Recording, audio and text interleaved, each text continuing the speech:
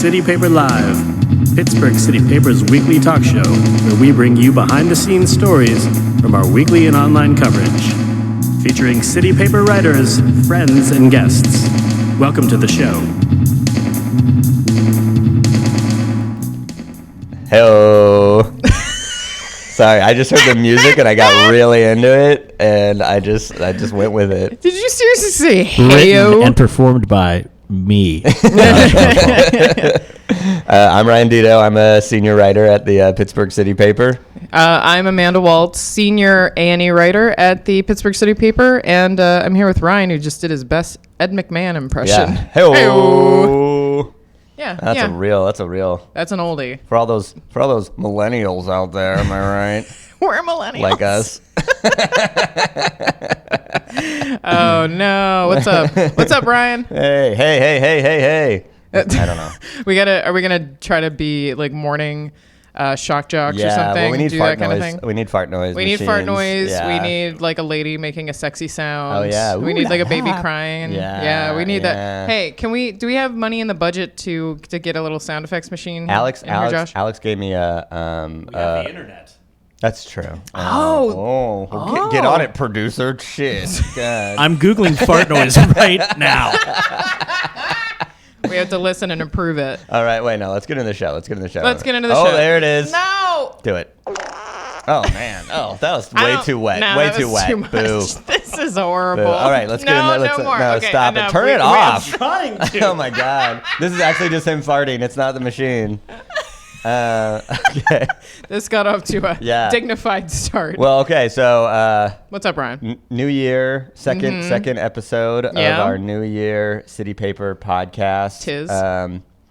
And we're going to talk about our issue. We're going to talk about drag brunch. We're going to try to create drag names for ourselves. So here's the amazing photograph that Jared took. This was at Frankie's Bar and Grill, and they are one of the many places here that do drag brunches. But yeah, the photos that Jared took are incredible. Right.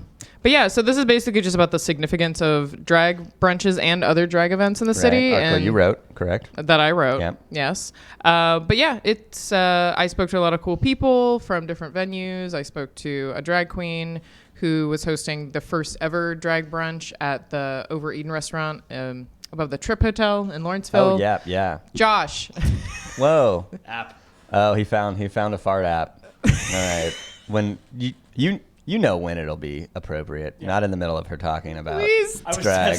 I was just testing it. Enough. It's a small room.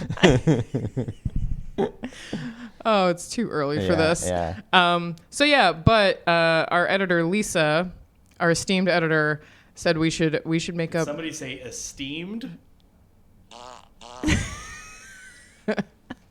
You know, I hate what I've created, honestly. Yeah. You should. Councilman Josh over there. Sorry. He's a commissioner. Oh, Commissioner Josh over there. So Lisa suggested that maybe we should try to come up with our own drag persona names. Yeah. And she, right before the show started, she came in and whispered in my ear, a perfect one for you. Oh my gosh. Let me have it. Bike Laney. Oh shit. Oh my God. I was actually trying to I was scrolling through my head. How can I relate it to bikes? Because I ride my bike to work most days, not today. You're a bike boy. We know. I'm bike boy. Yeah. Yeah. Bike boy. Yes.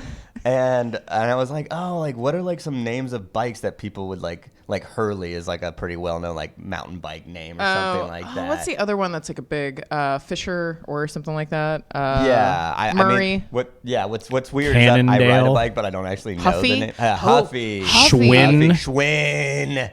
So Schwinn it to win it. Schwinn Laney. Huffy. Ooh.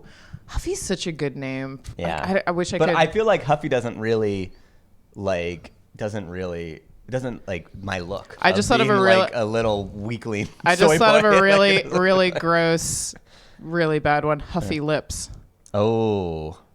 Yeah. Yeah. I honestly kind of had pretty big lips for a dude. For a dude.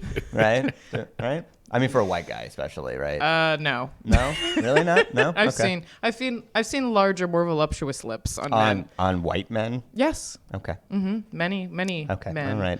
Many. So I'm not I've Huffy Lips then. Then I'm not Huffy Lips then. Okay, so now Huffy Lips. Get it out of there. I'm trying to think of one for myself. I'm a big horror movie fan, so I feel like I would need like a horror related name. And I cannot come up with anything. Something like Josh, can you think of anything? You're probably a little more clever. I'm working on it. You're working on it? Okay. Well, let us know. Yeah. I'll jump in with it. Do we like throw in like Romero because we're in Pittsburgh, or do we do something with that maybe? We could do something with that. I mean, honestly, Romero sounds like a pretty good like first name. You know? But it would have to be I can't. I wish I could think of something right off the top of my head. But yeah, if anybody could think of anything, or if Josh thinks of something. Yeah. Because I just feel like it's something like Friday the 13th, Hellraiser. Just going through all the villains, Freddy Krueger. I don't know. Yeah. Okay. We'll think of something. Yeah, we'll think of something. Anyway, so what else do we want to talk about? We like thought of some things before the show. Now I forgot.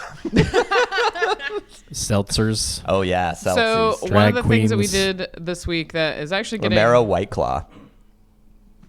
What? Am I right? No, you're not right. White Claw. It's like it could be like a scary thing. Like it's like that could be a villain. That could be like a monster in a movie or something. Fright Claw. Oh, hello. Oh, Fright Claw. I feel like it needs to be a little more like, I don't know, punchy though. I don't. Yeah, but you don't have any ideas, so what's going on? Fright Claw just feels like the title we would give an article about like the newest Halloween flavor of a seltzer or something like. They came out with pumpkin spice seltzer or something like that. I think that was a joke actually. Did they come out with that? That was I think it was like a prank, and they never did came out with it, but it was like a prank story. I could see Fright Claw is literally the perfect fucking headline. Put a pin in it. That's it. I could see them doing like candy corn White Claw, flavored White Claw, or like stop. Candy corn is the worst candy. It's pretty bad. Yeah. I can eat like 2 and then I'm done. But anyway, Right. so Circus peanuts are probably the worst candy. Oh, by far. Circus peanuts are I'm going to eat crime. a candy corn over a circus peanut. Oh, 1000%. Oh, wait, what Circus peanuts are those No, like, I know what they are. I'm trying okay. to remember what they taste like. I have no idea, but you know what they look like, I know what right? the texture is, too. They're sort of like, imagine a marshmallow that hates you. Right, it's like That's a drier marshmallow. It's like a drier, more solidified marshmallow, right? They're nasty. They're so gross. Marshmallow could get any drier than And a regular marshmallow. I mean, raisins are preferred to all of these. Just regular old raisins. Nature's candy. Right? Nature's candy. Right? Yeah, give me pennies. give me those You're other. gonna eat pennies? I would rather get pennies at You'll Halloween get lead poisoning. I don't think they're made with No. lead anymore. But anyway, so our amazing food drink writer Maggie Weaver ranked several of the most popular brands of hard seltzers. Yeah, I also participated in this. I was a taste tester. I kind of did. Yeah, you chickened out. What? Oh yeah, those hard seltzers were just too much for me. Oh, That's why they call me Bike Laney. But yeah, so I don't know. Are you a fan of hard seltzers? I'm a fan in that they don't taste bad. You know, Some of them do. That's true. That's true. Some of them really do. As our lists say, the Smirnoff Ice, terrible. What's the flavor? What's the other one? So we have Smirnoff, Spiked. Oh yeah, the Natty Light one. No. Oh, the Natty Which Light is also one. a terrible beer. The so Catalina Lime Mixer, which is just like whatever. Yeah. Once you get into the top 4, they're actually all pretty good. What the hell's Arctic Summer? I've Yeah, never heard there's so many. I've never heard of There's so Press. many. I've never heard of Arctic Summer. I'm looking forward to a little thinning of the herd eventually because it's a fad right now. It's but huge, I think it will maintain because I think Oh yeah, for sure. they're pretty solid. Well, they've always been around because like when I first started drinking in college, we would drink it was some sort of like Smirnoff, like hard seltzer. Yeah, but Smirnoff Ice. Smirnoff Ice. Right, but I mean those Blue, that kind of stuff. Yeah, but I mean those were malt liquors and they were way sweeter. You know? They were way sweeter, but I feel like this is just The another same concept. iteration That's of that. true. That's yeah. fair. So That's this fair. is just like, oh, you want to be fancy with your malt liquor. It's really for people because That's just it. It's really because people don't really not everyone likes beer. And that's fine. No, right? absolutely not. But you also don't want a cocktail. Yeah, or you don't want wine. Yeah, which it's is just just way too strong. What's right? another? You want something refreshing, and you want it to be around 5%. Well, I will say, ABV. One of my favorite drinks, especially in the summer, because I'm so classy, is just mixing rosé with any LaCroix. Oh, yeah. It. That's literally all you have to do. Rosé That's basically spritz. a hard seltzer. Yeah, it's like a spritz. It's like or I think it's a little different, all right, because like I call it the pink and basic. These are made from malt. These are basically beers without these are without a little hops heavier and without like sweet malts. So Yeah. they're just like non-sweet, non-hop beers. They're a little sweet. Yeah. Sweet Malts is your drag name. Yes! Or Sweet Waltz. But you want to get malts. With a Z. I'm trying to work the waltz in there. Also because that's actually your last name. So I feel So people used to call me Waltzing Amanda, but like we could do something maybe like Waltzy Matilda or something like that. I kind of like, I'm still like Fright Claw, so, No. I don't want to do this. All right. Well, I feel like we should actually tell people who won this list because I feel like we've been dangling it a little bit. We just talked about it. White Claw. White Grapefruit. Claw. Yeah. Yeah. White Claw. Hey, look. White Claw is the best. Was it? I can't remember. It was ranked in order? So there is a worst, is what I'm getting at. Yes, the Smirnoff spiked sparkling seltzer, which is way too much alliteration. Except for Lisa, who loves it. Lisa loves everything that's bad. Pretty sure she also likes candy corn, so just gonna throw Lisa that out eats there. food out of the I know trash. she's hearing this. I know she's We listening to this now, and that's fine. We shouldn't. We love Lisa. She's an amazing editor. She has some taste things. She has some tastes. Some tastes. Yes. She like aligns with Governor Wolf on a lot of things, and he has like, sorry, Governor, he has like the worst taste. Like, hot dog is not a sandwich, okay, obviously. Oh, what? But also, he loves candy corn, and it's just like, dude, like, what? How do you know he loves candy corn? Because he tweeted it out on Halloween. That he loves candy corn? Yeah, like an idiot. Way to lose some votes. Candy. Perfect. There we go. Okay, well, what is your favorite Halloween candy then? Since we're ragging on people. I mean, my candy tastes are insane, though, and we've talked about this in the office many times. What is it? Well, I love fruit chewy candy. Well, yeah. So Starburst. I love the crazy. No. What a wacky guy. I like the fruity Tootsie Rolls. I do too. But the weird thing that I do, that everybody I know says I'm a psychopath, is I eat them with a cold glass of milk. I don't think that's crazy. That's just like drinking like strawberry milk when you were a kid. I don't think that's crazy at all. Thank you.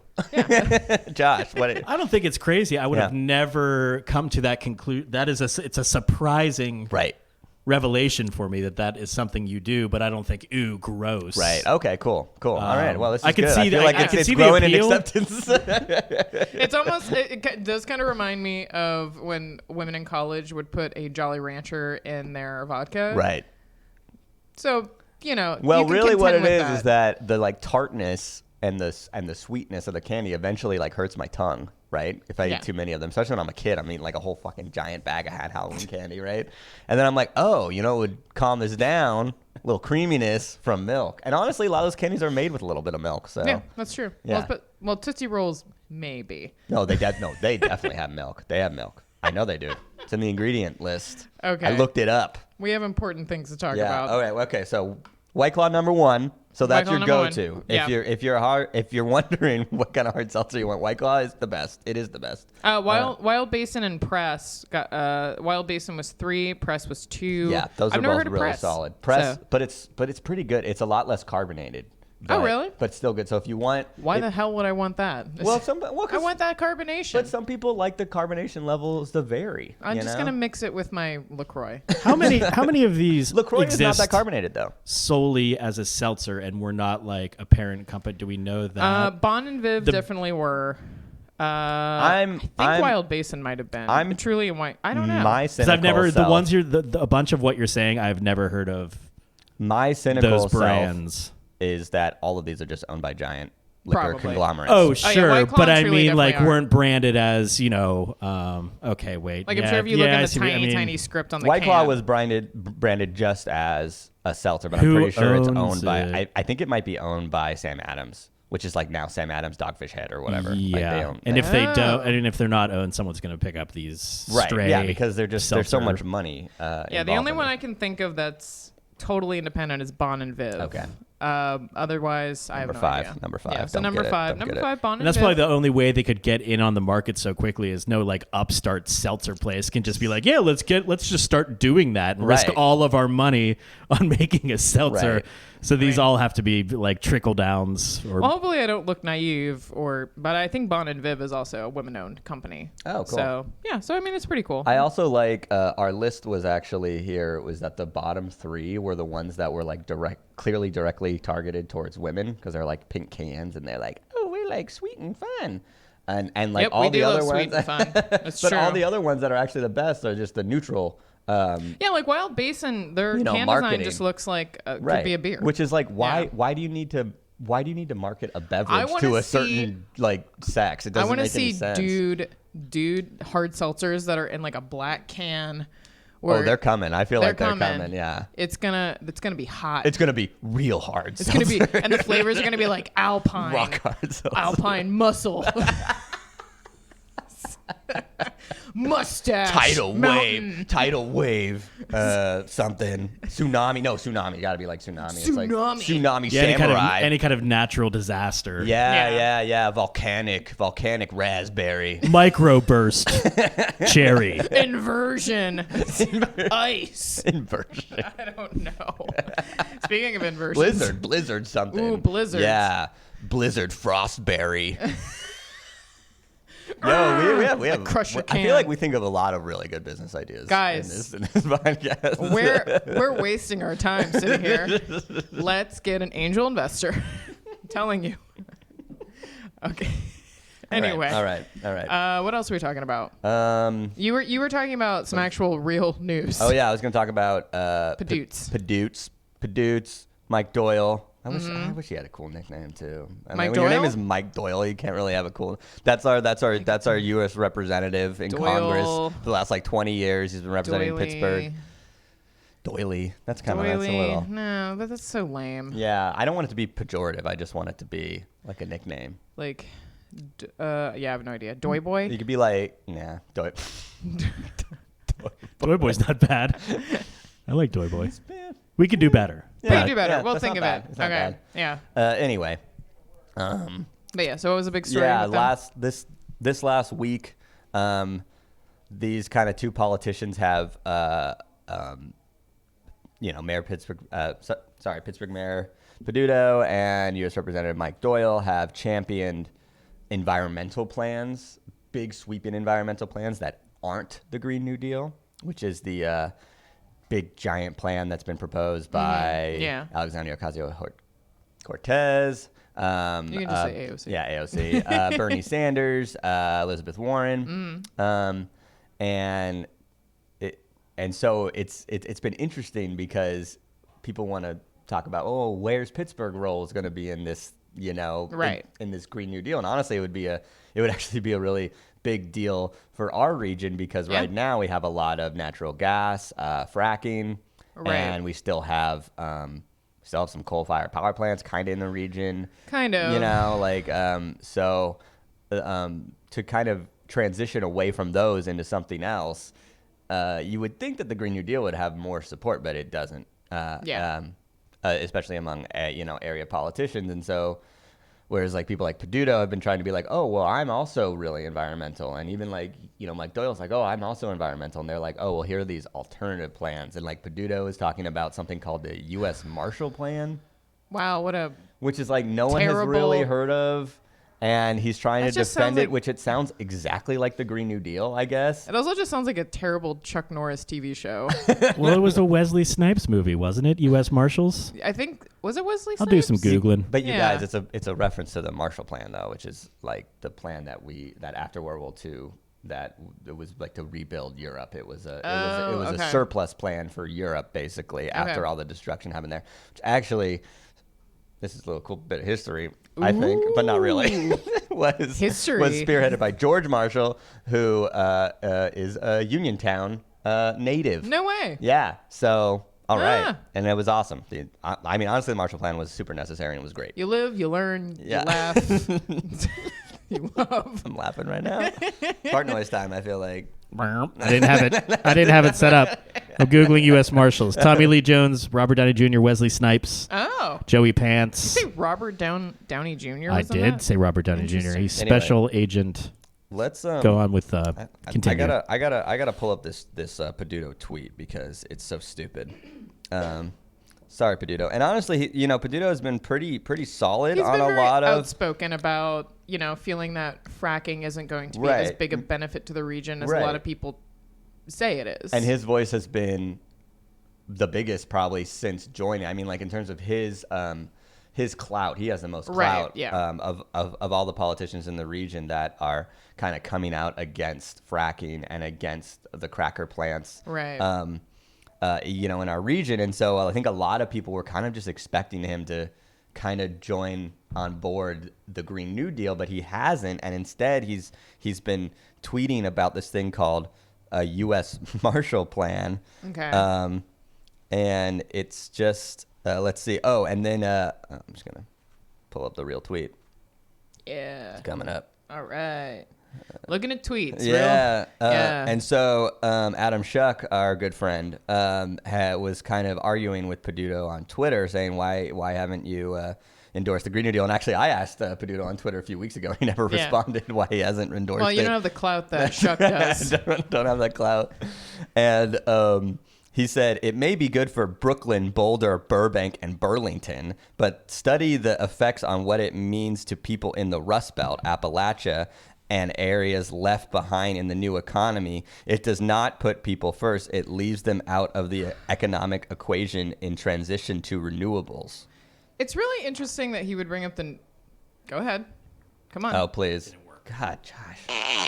Thank you. Thank you. Well, it's interesting that he's talking about the new economy, considering that he was the one that touted tech basically saving Pittsburgh. Right. And he still does. That's the new economy. In fairness. And so I think but his criticism is really interesting because he's saying that, he worries that the Green New Deal as proposed won't help areas like Pittsburgh or Washington County, Greene County, these areas that heavily rely on natural gas and even coal to an extent for their economy. It won't help them. But what's interesting is that the Green New Deal does have a lot of provisions about what they call a just transition and helping those communities transition to wind or solar. Wind would probably be a bigger one in our region because we have mountains. And we already have Somerset has like seven to 8 wind farms, and there could clearly be more. And we get wind, obviously. We get wind. Everyone does. And Josh, come on.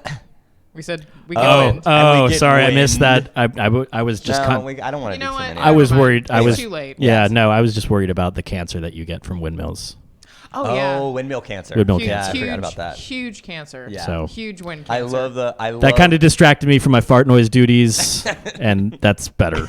Well, just think of all the birds that die because all the stuff against windmills are like the weakest arguments. They're like, hold on, you care about birds now? Yeah, exactly. It's like, come on. It's interesting to me too because I used to cover coal back at my last job. Mm-hmm.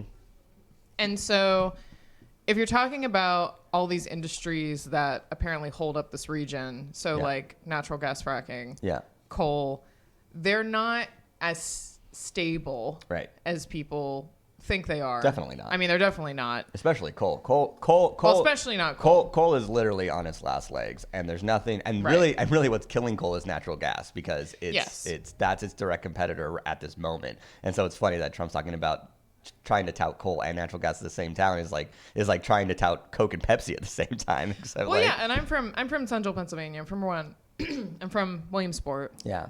Natural gas is huge there. Fracking is huge there. I went to see my parents over Christmas, and there is a giant, horrible-looking well. I mean, it's huge, and it's literally right outside their front door because they got a lease. They signed a lease, right? And it looks horrible, and I'm just like, okay, but how long is that thing going to be there? What's going to happen when this plateaus or the bubble bursts? And I have a lot of even like family members who were employed by the natural gas industry, and then it wasn't doing as well 1 year, and then they got fired. Right. And so, it's one of those things where it also hasn't created as many jobs as I think people want to say it has, is that it has created jobs for people drilling the rigs. It has created jobs for people building pipelines and all these things, but it is kind of a build the rig and then leave. And then that's it. Well, the other thing, it doesn't really have sustainable jobs for those areas unless you just keep moving the fracking around. And there is plenty of natural gas. There's plenty of natural gas underneath to last basically forever. There's so much. But what's interesting is just like coal, is that there's another energy competitor that's getting more efficient and is and could eventually overtake the efficiency of it. So it actually would save everybody more money to transition to renewable power plants, basically, instead of natural gas power plants, instead of coal power plants, especially coal power plants. Right. And so that's why a lot of the fracking companies want to build cracker plants, is because they know that gas that they're extracting isn't going to be put into electricity generating power plants forever. And so they know that other forms are going to be more efficient. Yeah. And so they're saying, oh, well, we still want to get all the gas, so let's put it into a cracker plant to make plastics. And so it's really like trying to create a supply demand for something. And that's where Peduto's like, this is untenable, and we're just going to continue to do this. But that's where the Green New Deal is a solution, and maybe the strongest solution to make sure that all those thousands of workers that are doing in that kind of non-clean energy sector get jobs in a different energy sector. Yeah. And so his idea that it wouldn't help our region, I don't really know where he's coming from. And to say Brooklyn, Boulder, Burbank, and Burbank. Has this guy been to Burbank? Okay, like let me just say.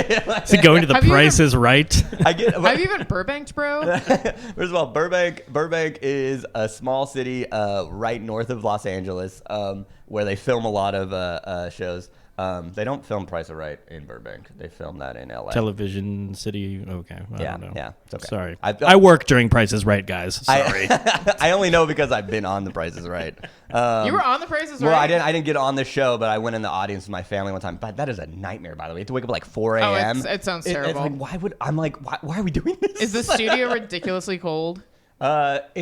No, it wasn't that cold, but it's really small. It's a lot smaller than it was. When I went to see The Daily Show, same thing. Tiny little studio. Yes. But anyway, well, the other thing, too, is if we're going to talk about, and of course, one of these things, if you're talking about the economic job sustainability of these industries, especially where I'm from, if you go to Williamsport, you see a lot of trucks that have Texas license plates, that have Oklahoma license plates. There's a lot of international workers, too, that are building the cracker plant, too. So you have a lot of these, they're bringing workers in. Right. So it's like, how much hiring are we doing locally? Right. And this is how they trick politicians, because they say, oh, jobs, jobs, jobs. And there are a lot of jobs. There's so many jobs that our area, which has like no immigrants and like not a lot of population growth, can't even fill all of these certain jobs because there's not enough special training for any of this stuff. Exactly. And it's just this weird thing. They go jobs, jobs, jobs. And it's like, but a lot of these people are just coming to build something, and then they go back to Texas, or they go back to Maryland, or they go back to Ohio. And so it is anyway. That's another thing. I just want to get back to so Brooklyn. Okay, I get. It's like, oh, Brooklyn hipsters, right? Like rich hipsters, not like us Pittsburghers, right? Not like us. Soul of the earth, blue collar. Right. Boulder, which is a town in Colorado. Again, like most of these people know where these places are. But I mean, Boulder, which is just like Boulder's rolling in that weed money. So that's right. I don't know. Why did he pick? He obviously went for an alliteration. Which not a good move. What do you think the first city was that came to his mind? Brooklyn, was like, I'm going to keep. So then he's just like. So then he's stuck on B. So then he's just going to keep going with the B's. He's stuck on B. Boca Raton. Boca Raton. Okay, so he's stuck on B's. So he's got Brooklyn. That's like his like, oh, blah, blah. That's maybe like a slight dig to AOC too, right? Because she represents part of Brooklyn. Oh, yeah. And then you got Boulder, right? Which is like, okay, I guess it's in Colorado, and I guess it's kind of booming, I guess. But it's Boulder. like, it's nice. Yeah, it's very nice. It smells like a toilet, but it's a beautiful city. It's nice. It's really kind of a suburb of Denver. Yeah. And then you got Burbank, which is again a suburb of LA. It's like, I mean, really, it's kind of part of LA. It's like right there, but I don't think anyone consider it's not Beverly Hills. He could have done Beverly Hills. Oh, idiot. That's where I wanna be. Give me. Anyway. Then he does Burlington. Which is Vermont, the biggest city in Vermont, which is not a big city, by the way. It's like 50,000, 100,000 people or something. Vermont is not exactly cosmopolitan. No. Let's just say that. And so he goes Burlington, which I think is a slight dig at Bernie Sanders. He was the former mayor of Vermont. And of Burlington. And I think he might still live really? He was the mayor of Burlington, yeah. For all the small town mayor stuff that Mayor Pete gets, everyone forgets that Bernie Sanders was the mayor. And also what's his name, Julian Castro, who recently dropped out, was the mayor of San Antonio, which is actually a big city. Oh yeah. And anyway, it's just. What are some other B cities you could have gone with? Oh. I'm trying to think of some other one. I mean, Beverly Hills. Yeah, Beverly Hills. Really good one. Bangor, Maine. Ooh, Bangor, Maine. No, but I mean, that exists, right? No, but it's got to be we should think of better B cities that kind of signify that coastal elite. Okay, so Beverly Hills definitely. Baltimore, no, right? No. It is on the coast, but I wouldn't consider it Berkeley. Elite. Ooh, Berkeley. Nailing it. This guy, yeah. Okay, let me think. Yeah. So we got to stick. Okay, it's either gonna be East Coast, California. I mean Boston, but then. Yeah, Boston. Absolutely. God, what an idiot. Brooklyn, Boston, Berkeley, and Beverly Hills. Instead, he chose Boulder, Burbank, and Burlington is amazing. That's my favorite one. Burlington Coat Factory, where modern the great coats. Yeah. Harmonized. A lot of singing on this episode. Man. I just feel like it's just so much waffling. It's a lot of waffling. And who are you appealing to exactly? Yeah, and if he's going to tout this U.S. Marshall Plan, which sounds almost exactly like the Green New Deal, then he should just, I don't know, do some interviews on it, put out a press release, talk about this thing as his way forward. It does feel like he's just my gut said he's waffling to wait to see who wins the nomination for president, and then if it's Bernie Sanders, if it's Liz Warren, he'll be like, yeah, Green New Deal. Or if it's and then Biden, if it's Biden or Mayor Pete. It's like flyover cities, am I right? Yeah, it'll be like, this fucking Marshall Plan something or whatever, So it's a really strange thing to get an argument over. And then our other rep that Hannah wrote about, this thing called the Clean Future Act. With acronyms, as always. I don't know what the whole clean CFA. No, it's just clean, CLEAN, but I don't know what the acronym stands for, and I don't care. Was also introduced recently with Doyle's support. He's on the committee that introduced it, and which is also kind of similar to the Green New Deal, except it's less ambitious. It's instead of get everything done by 2030, it's get everything done by 2050. Oh, we're all gonna be dead by then. Yeah, 2050 is quite. We're gonna be underwater by then. Also, when you set that kind of deadline, everyone who's ever covered government understands that when you set a deadline, they know that they're never gonna hit that deadline. So, but the reason you set it there is so that you actually start at least close to that. If you set it for 2050, that's based all the Mike Doyle's probably gonna be dead. He doesn't care. Let's be honest. If you set it for 2050, it's he's not even gonna be around. And and so that's just something to consider. I understand that this is let's be a little less ambitious. Let's try to compromise, all that stuff. And that's kind of what that plan is about. A little bit more business friendly. Yeah. Which which is funny because if you're too business friendly, that just means more fracking, really, because that's the business that controls so much power in our region. Is they basically they say anything and 8 politicians right away jump as high as they can, basically, including Rich Fitzgerald probably jumps the highest. And 100%. And so it's interesting that Peduto, who's trying to break away from that, I guess he's trying to forge his own lonely path. It's dude, just get on board, man. He's a rebel. Yeah, he's a rebel. He's just... Yeah. Okay. Is there anything else we wanted to talk about for this week? Or? I feel like we had one more thing. Yeah, I can't remember. We really need to write these things down. Yeah, we have to. Look, this is only our second episode together. That's right. Yeah, so, we're still got to give us some time. Getting our sea legs. Yeah. Do you have... That's 3,000 interviews or 3,000 emails? Oh, I have so many emails. You have, okay, Ryan has 3,756 emails. That's just my personal email. Notification on how? I just don't delete all of them. That's psychotic. No, I just don't delete all of them. That's insane. That is normal. That's a lot of people have that. That's not normal at all. Josh? Yeah, normal. Thank you. How is that normal? Because a lot of them are just spam, and it's just like you don't even want to waste the time deleting them. You know how long it would take me to go back and delete and make sure I'm not deleting something that is important? Like, we'll just do it every day. Like normal people we'll just do it every day. You do your dishes every day? Yes. Oh, nerd alert over here. Dork. You clean your house every day? You change your underwear every day, you sicko. Fart noise. Oh, man. Yeah, I got it. I wasn't prepared for this. Oh my god. Oh no, we do have one more thing. Okay. I just remembered. Thank you, Josh. I no hate more that. wet ones. Then let me interrupt real quick.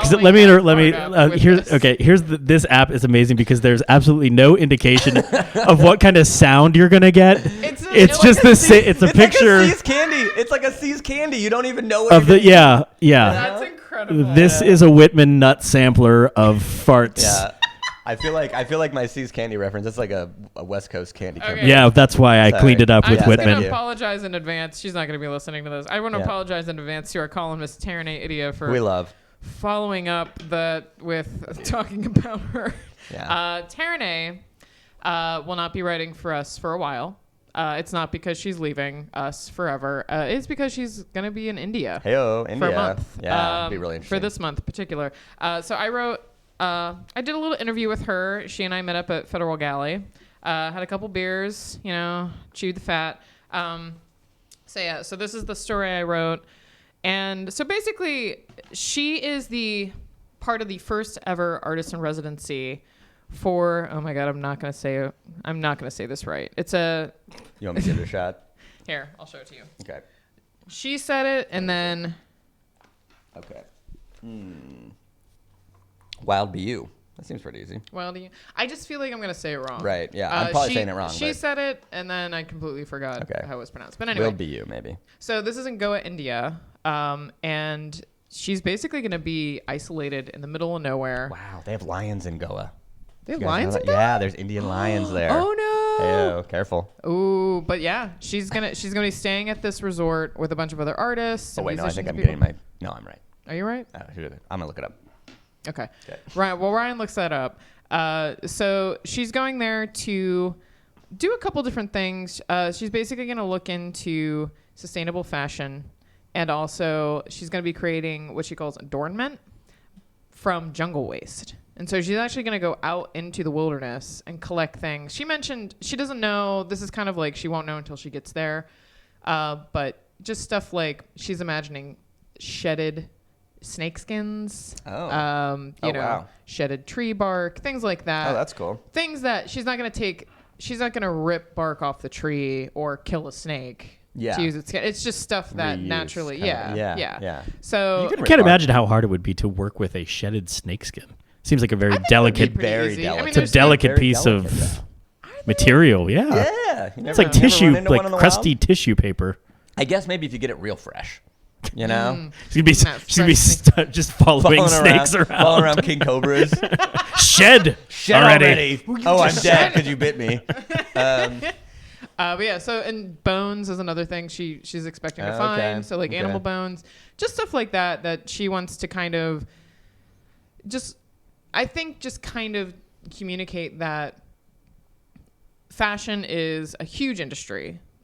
Clothing production is a huge industry. And one of the things we talked about was, in India, a lot of fast fashion. So stuff like H&M, Old Navy, Forever 21, clothing like that, is produced in India. And their environment has taken a hit from that because of the dyes that are getting into the water. Right. I mean, and also just like the human rights issues that come with that, just how much they're getting paid, what are the factory conditions like. So there's like a lot of...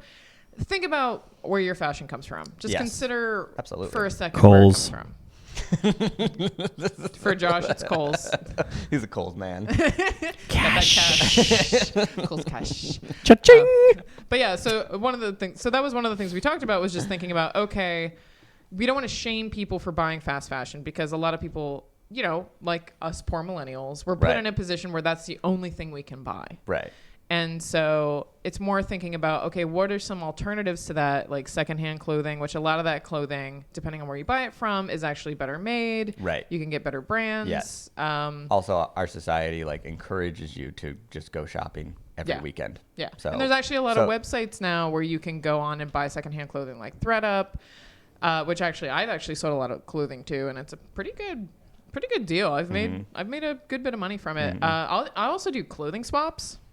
Clothing swaps are so fun. We get together, me and a bunch of women, just in our underpants. Yeah. I'm not joking. That is exactly what it is. Pillow fight? No, I'm a little bit. Sorry, that's really offensive. I'm the one who brought it up, so don't worry about it. But basically we get together. We have, we bring food. We have some, we have a little coffee, have a little drinky drink, maybe a mimosa or two. Yeah. And we just try on each other's clothes. That's pretty cool. And it's fun. You can have fun with it. Ace Hotel has had clothing swaps. Spirit has had like mass clothing swaps.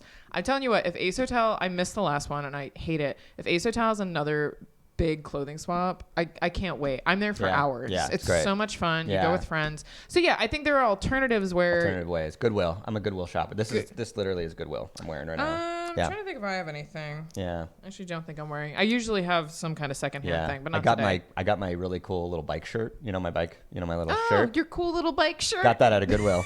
In Arizona, actually, which is kind of weird, but that's awesome. Yeah. Okay. Yeah. So I mean, they're all like we were talking about alternatives and just thinking more about, where does your clothing come from? Right. And what can you do so that your buying habits or your, I guess, just like wanting to be fashionable and wanting to have things to wear. And actually, one of the things that I didn't get to talk about in this just because of word count, she actually made clothing. Because she is a fashion designer. She makes jewelry and clothing. She's actually making her own travel clothing. Very cool. And she was explaining the process of that, including, I want to make myself a travel dress. And I have to think about, okay, well, what do I want out of a travel dress? I want like a hood so that when I'm on the plane, because it's a really long flight. Yeah. There's probably like a layover and I can just, be in my little cocoon, put my hood up and just, and I want it to be kind of long and flowy and comfortable and just stuff like that where, and I've actually thought about, my mother was an amazing seamstress. I mean, she used to make herself outfits all the time. Okay. My grandmother was a professional seamstress that was not passed on to me. I do not know how to make my own clothes, even though I do mend my own clothes. Boomers were just really bad at like passing on skills. My mother did not pass any skills on to me. She could make anything. She made me pants. She made me Halloween costumes. Yeah, just never taught me how to do it. And now she's like, I'm gonna give you your grandma's old sewing machine, and I'm like, what the hell am I gonna do with it? You never taught me how to use it. Millennials are killing the seamstress industry, right? Well, they don't want, because I think that's with the boomers, convenience was paramount. Yes, convenience was paramount. You weren't, and even though my mother grew up poor, she had a single mother. Yeah, mine too. 4 kids. You had to make everything if you wanted everything. Mm-hmm.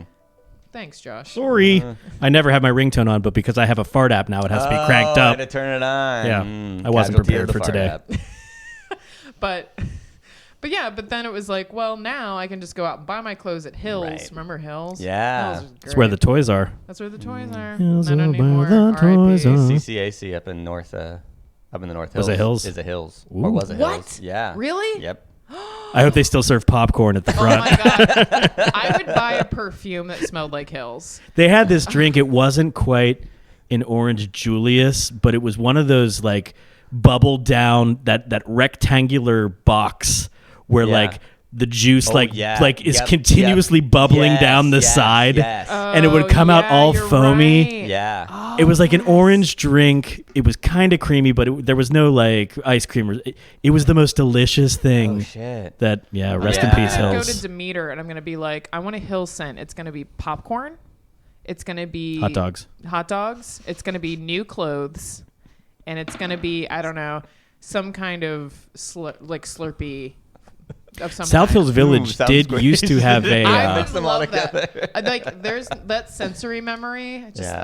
What am I? See what we're doing right now? We're falling into the trap because we were literally just complaining that boomers didn't teach us anything, and now we're just like, take me to Hills. That's what they taught us. Yeah. But I don't want to go back. I don't want to actually go back to Hills. Right. I don't want Hills to come back. But I want that, like, I think this is, and I think this does tie into, Tyranny's thing, because she's like talking about making your own clothing, like repurposing things. But our childhoods that boomers created, okay, I'm just gonna say it because they did, and was about like enjoying consumerism. Oh right? Yeah, for sure. I mean, and, 80s and enjoying going to the mall. Mine was like New Park Mall because I grew up in California, and so it was just New Park Mall, and you just go there. Like Cumming Valley walk around. Awesome. Oh yeah, walk around. Get a sack of candy.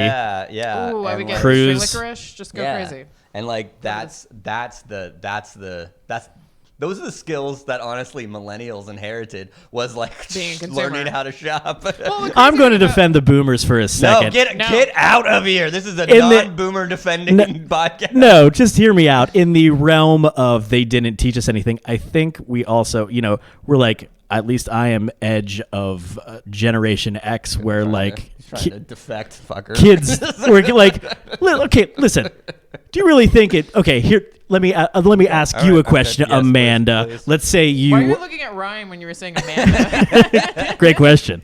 Okay, go ahead. Stop distracting from this very solid issue. point of 8-year-old Amanda comes in from school and mommy's like, I want to teach you how to sew, Amanda.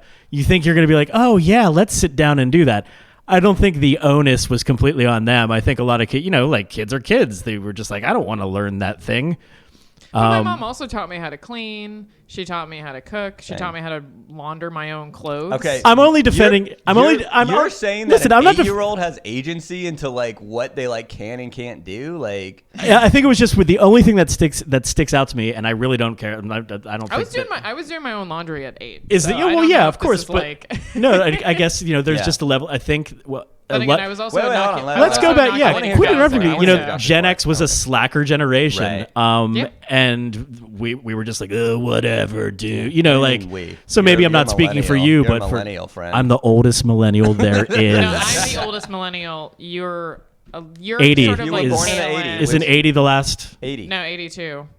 No, I read it was 80, but whatever. It's debatable. I don't care either way. Okay, it doesn't matter. But it's like, I mean, to some level before everybody was like, I'm a millennial and I'm a Gen Xer when we were just living as children. Sure. We're all in the same age group. It was a kind of a slack. I mean, sarcasm and what's that? Like irony was at a premium. Yeah. So I mean, I'm not defending boomers but like the fact that we can completely say, I'm sure there were a lot of things my dad wanted to teach me that I was like, I'm gonna go download a fart app and go push the button 300 times. Sure. That's fair. While you fix that car. And that's true. As Josh is the only one in this room with children. Yes. I think his point is valid that yes, that's true. That there is a little bit of onus on what kids want to do, but at the same time, I think that I'm sure that there's just a lot of things that boomers as children. I'm sure that boomers as children weren't like, oh yeah, mom, teach me how to sew. Oh yeah, they were kind of strong-armed into it. I'm saying is that the greatest generation or silent generation or whatever were better parents because they just said, no, I need to teach you this because I think really out of all the things to pile on boomers for, there are a lot of very legitimate aspects to yell at them about. This one I don't think is really a thing to add on to. I will literally find anything. Okay. Yeah, no, I understand that. It's a fun game. Here's the thing. There's a lot of like historical, cultural things we can bring into this to talk about. Okay, why did this all happen? Mm-hmm. What I'm trying to say is, I think. One of the things, being a kid in the 80s was like heaven because it was like everything was for you. Movies were for you. 90s too. For you. Shows, 90s, were for you. Right. Everything was about toys and games and all that stuff. Yep. And so I think because it used to be, you weren't allowed to really market to children. Right. And then of course Reagan came in and was like, no. Let's market the shit out of kids. I don't know if I would specifically blame Reagan for that, but it was there used to be standards where and it's I love blaming Reagan, but but there were standards.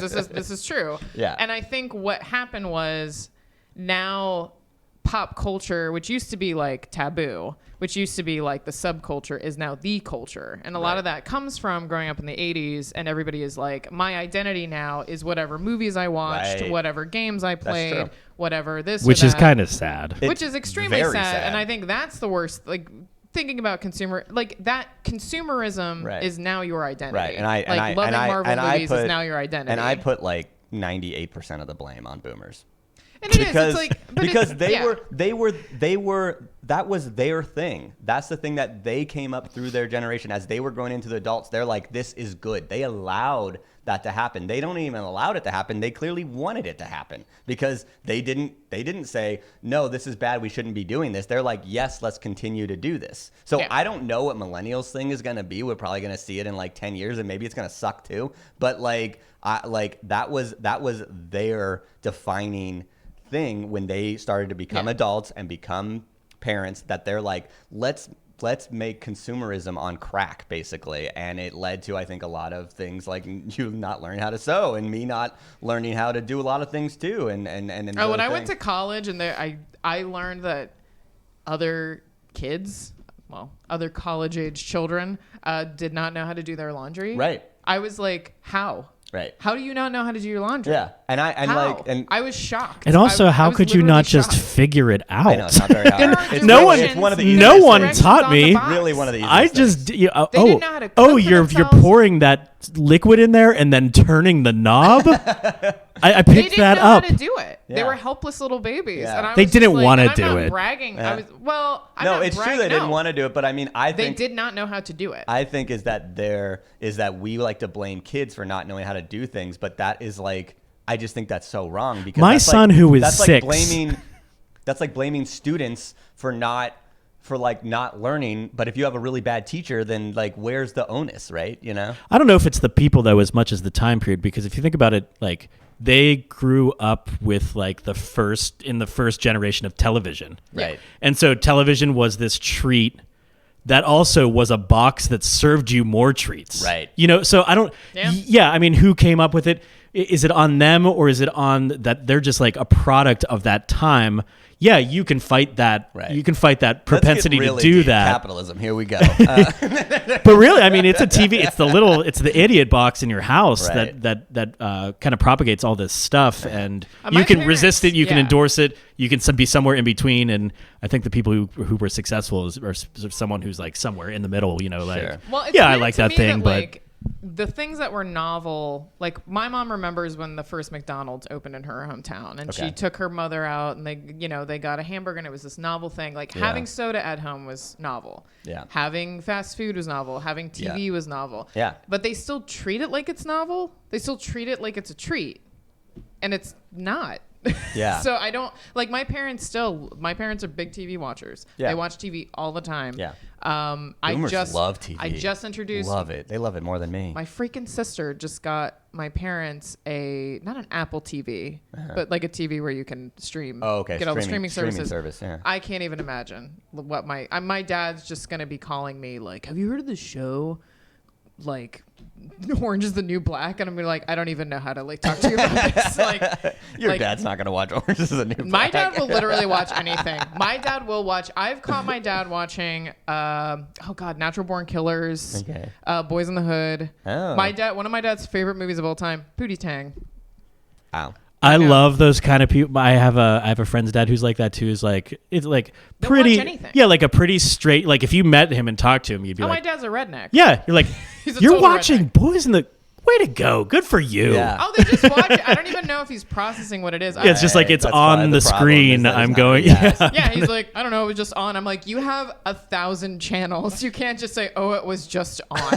Like, you want to watch this. You want to watch Pretty Woman. I've walked in on him watching Pretty Woman. It's going to be really interesting, the transition that we're going to have, because like millennials still watch TV, but they don't really watch live TV as much. No, I cut my cable. It's going to be really interesting to see when boomers die. Oh God. Where media is gonna like affect us, and maybe like in terms of like we're talking about fast fashion and all these other things, like where that's gonna go. But yeah. Yeah, anyway. well, I mean, fast fashion, like Forever 21 just declared bankruptcy. H&M, I mean, the H&M in Southside just closed, so they're not doing great. I mean, Gap and basically, they were like huge just like a few years ago. I know. Well, the Gap is basically just giving away clothes. Yeah. Like Shirts from the Gap. Dude, the Gap, it's like 50% off clearance, and I'm like, well, I mean, it's $7. Might as well. Right. Like, they were just giving away clothes. Old Navy wasn't doing great. Every business district is just gonna be 8 coffee shops. Some like a pet salon. Yeah. Halloween stores. Yeah, stuff like that. I'm okay and with then that. everybody's just gonna get like the stuff like clothes and anything just from one company, Amazon. And then it's gonna Or be clothing it's swaps.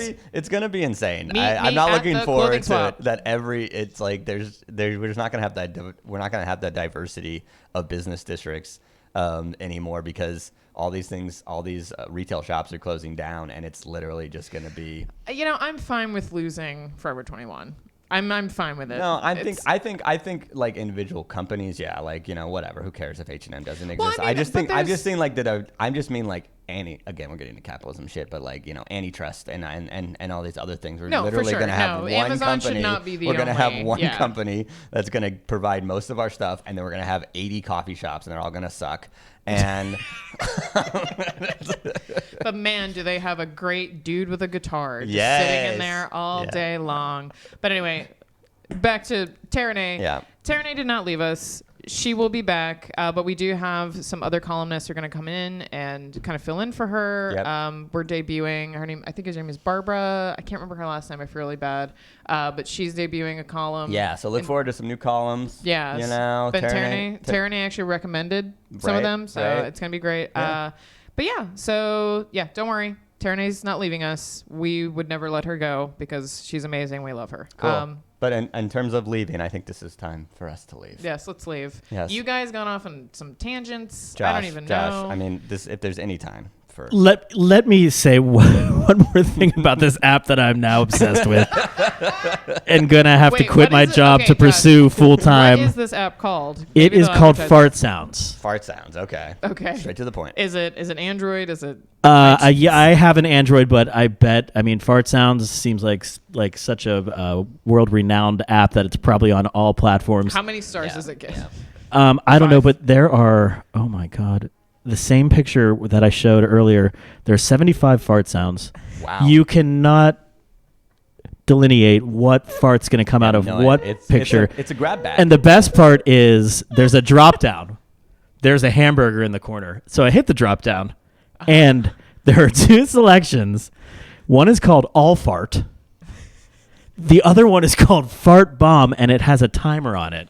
Oh. So, I mean, maybe we cliffhanger this for next week, and Come we back could for find out, Fart Bomb. open the show and find out what All Fart and Fart Bomb is. Yeah. Can you just give us one going out fart? We can though? close with a good one. Yeah. This is I hate number you guys so much. Yeah. this is number 24 fart. Number 24 fart. Oh, that was good. Strong. That was good. Not too Dry. Yeah. I have a master's degree. Same. I fucking hate you guys. Okay. All right, everyone. City Paper Podcast. Smell you later. Come back Meet for it. hamburger fart and fart bomb. Yes, come back next Friday. We'll be here. Bye.